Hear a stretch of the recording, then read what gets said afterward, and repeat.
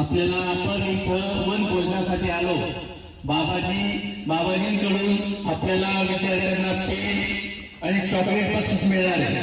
एका एकाने उभा राहायचं आणि चॉकलेट पेन घ्यायचं. बस उभे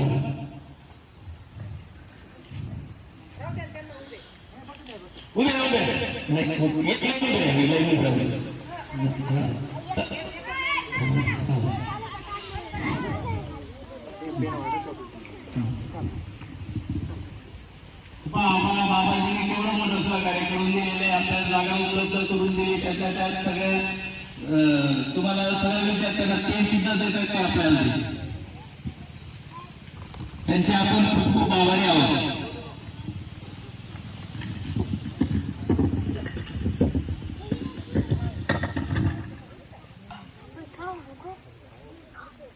दिलं